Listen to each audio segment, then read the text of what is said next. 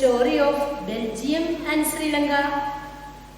From that, we found that Belgium became ready to share the power, but Sri Lanka didn't share the power.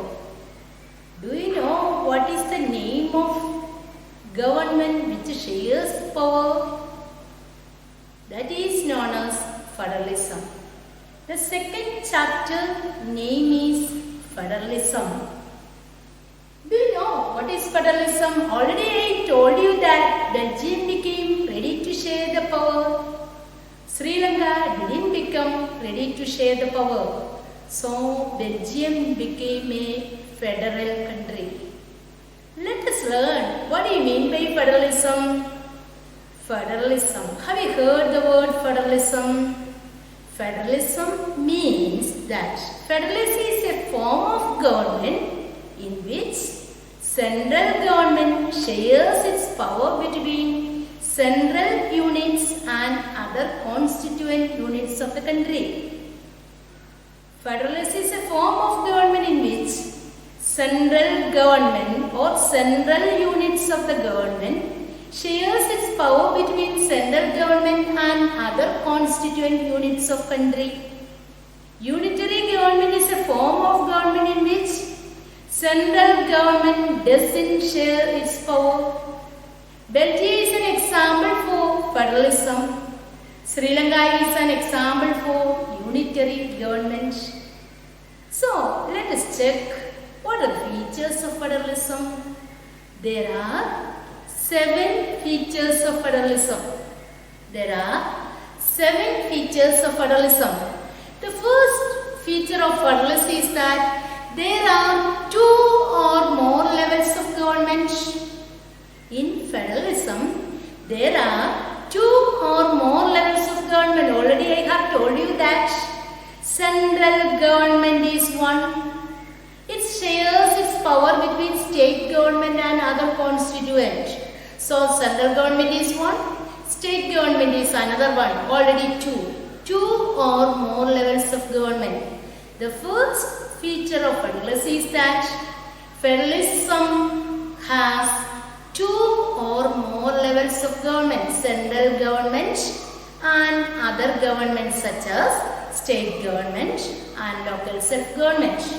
The second feature is that different tiers of the government govern the same citizen, but they have their own jurisdiction.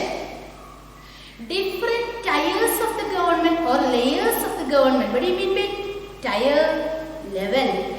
Different levels are central level, state level and local self-government.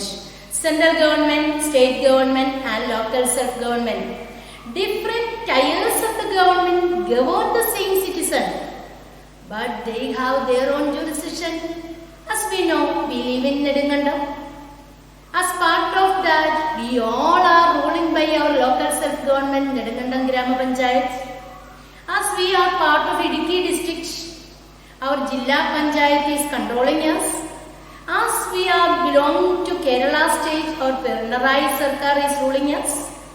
We know that our central government, Modiji's government is also ruling us. It means that different tiers, central tier or level, state, local self-government, each tiers of the governments are governing the same citizen.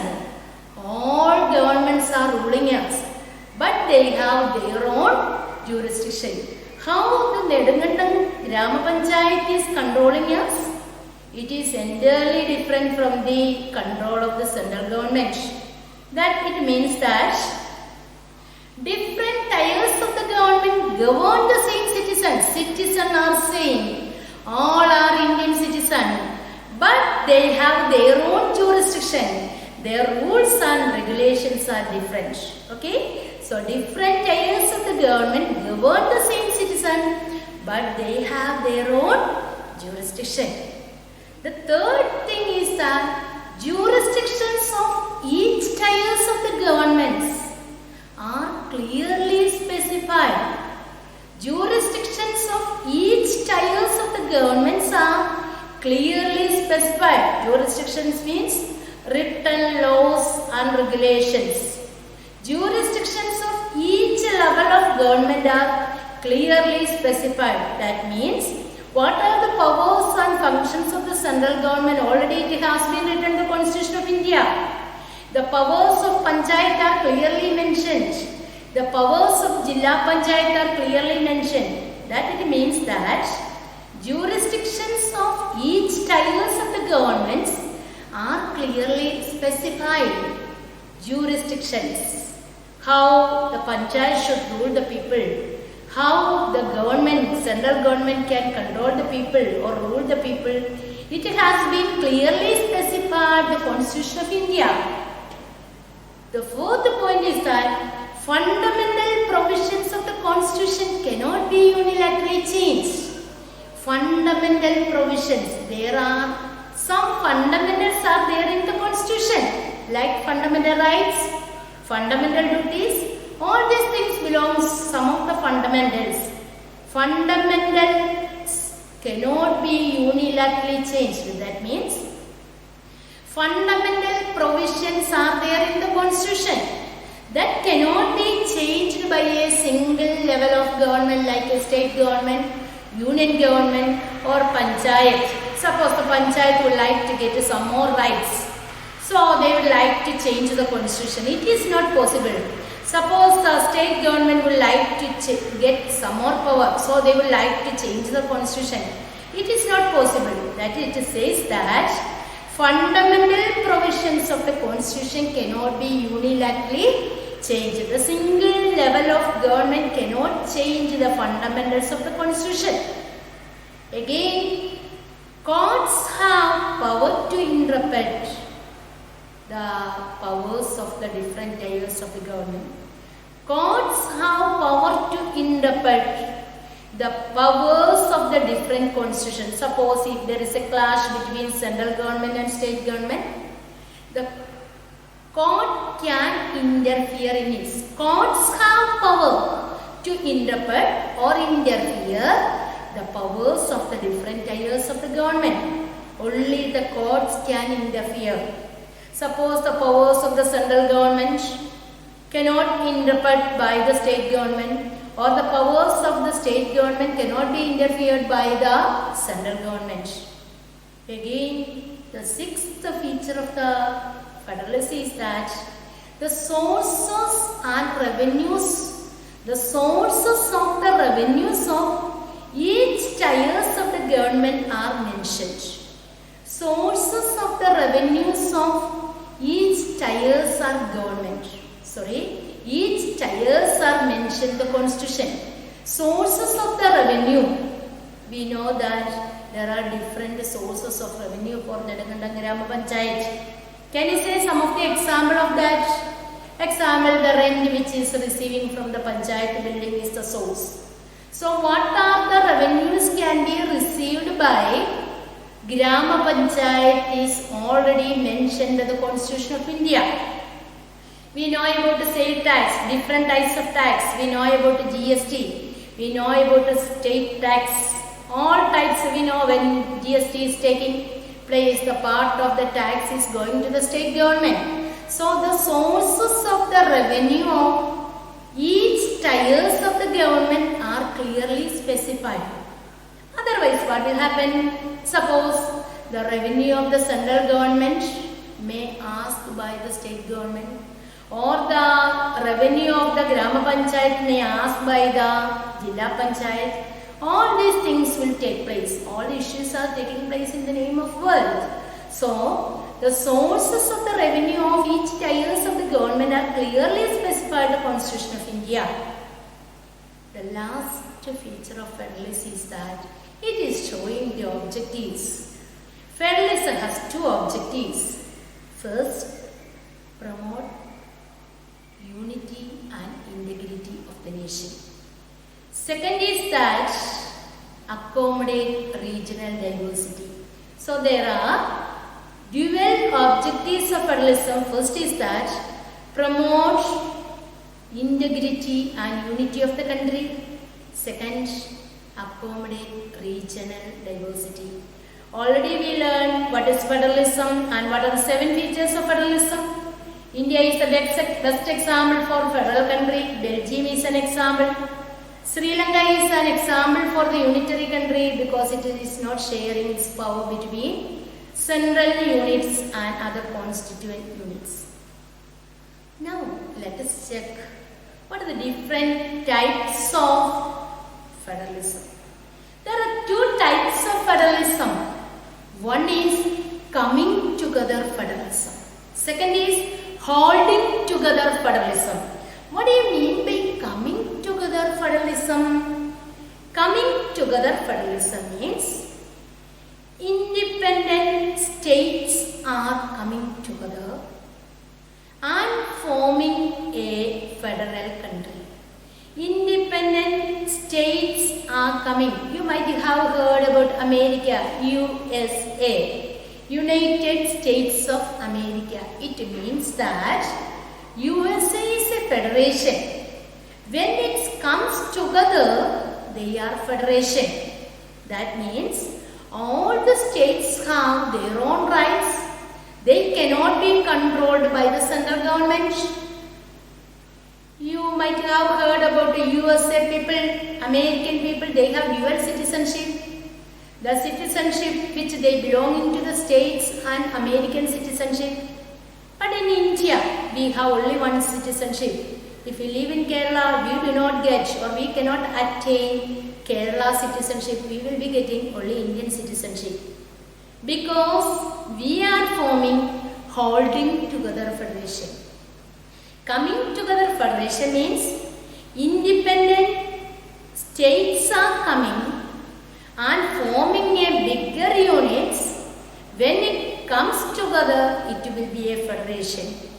Example, USA, Switzerland, Australia. Australia, you may know there are different states are there. They are independent. At the same time, when they come together, they are federalism or they are federation. They are sharing the power. But there are two types, coming together and holding together. Holding together means larger countries are decided to share its power between central units and other constituent units.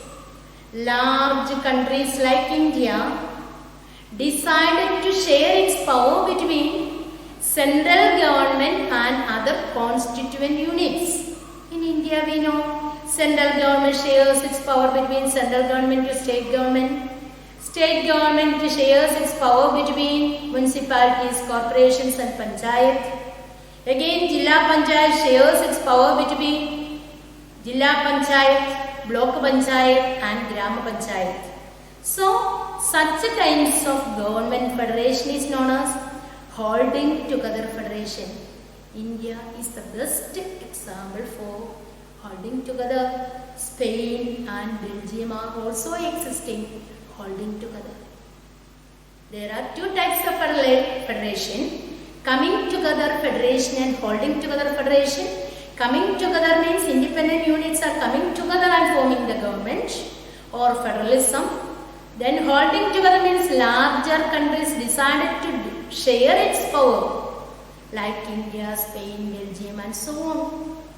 Again, just think, what makes India a federal country? What makes India a federal country? Sure, we know power sharing. Do you know how the power is shared in India? What are the rights of Kerala government?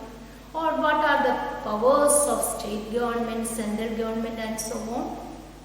Okay, in our country, the power is shared by three lists. We have made three lists. The first list is union list. Second list is state list. And third list is concurrent list. First is union list or central list. Second list, state list. Third list, concurrent list. So what is union list or central list? We know that union list or central list means the matters or the subject which comes under the control of the central government matters or subject which comes under the control of the central government, that is known as central list. Then what is state list? The matters or the subjects which comes under the control of the state government, that is state list. Again, union list. First is union list, the subjects or the matters which comes under the control of the central government. These subjects having the national importance. Example, foreign affairs, currency, banking, all these things comes under central list. The matters which comes under the control of the central government, it is known as central list. Foreign affairs, communication, army, all this comes under the control of central list. Second is state list. The matters or the subjects which comes under the control of the state government, that is known as state list. The best example for the state list, police, we know the policemen when they keep their cap, it has been written that KP, Kerala Police, or Tamil Nadu Police. That means the matters which comes under the control of the state government, that is known as state list. Some of the things which comes under the control of the state government and central government. State government things are police, trade, commerce, agriculture, irrigation, all these things comes under state list. Then some of the things which comes both under the control of the central government and state government, like marriage, education, divorce, all these things comes under the control of the central government and state government. This is known as concurrent list. So what makes India a federal country? Power sharing. India, the power is shared by three lists: central list, state list and union list. Again, there are some powers which are under the control of any of these three lists. That means the matters which are not included any of these three lists, there is another list. That list is known as residuary powers. So the central government will look after the matters of residuary powers. The example, the case of Jammu and Kashmir. Now the condition of Jammu and Kashmir is changed, but the condition of Jammu and Kashmir is an example for residuary powers. So let us conclude the class. So first of all, we found that what is federalism?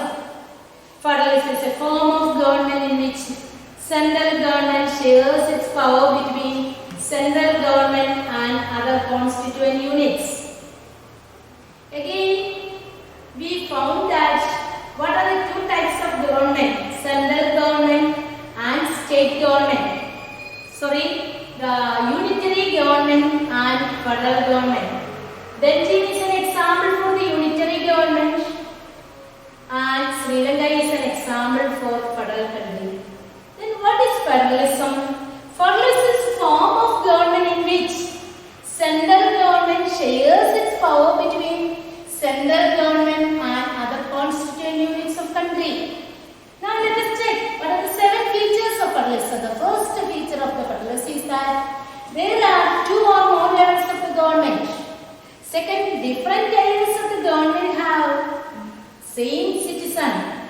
Different areas of the government govern the same citizen, but they have their own jurisdictions. Third, jurisdictions of each tiers of the government are clearly specified. Fourth, the sources of the revenues of each tiers of the government are clearly specified. Again, the constitution, courts have power to interfere the matters of different layers of the government. Again, the objective of federalism is that federalism has dual objectives. Dual objectives: first, promote the integrity and unity of the country. Second is accommodate regional diversity. Again, there are 2 types of federalism: coming together federalism and holding together federalism. Coming together federalism means independent units are coming together and forming federalism. Example, USA, then Australia and so on. Second is holding together. Hold is at the center, but it shares its power between central government to other constituent units. Example, India, Belgium and so on. Again, we learned that what makes India a federal country?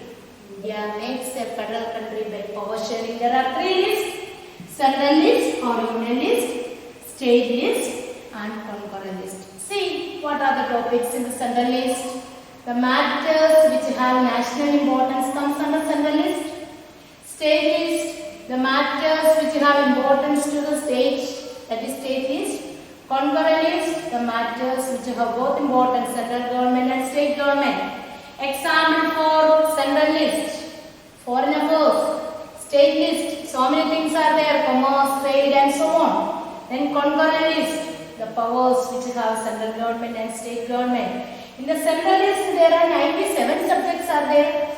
State list there are 66 subjects are there. Then the concurrent list there are 47 subjects are there. Okay, so if we take any country, we have to identify that whether it is a federal country or unitary country.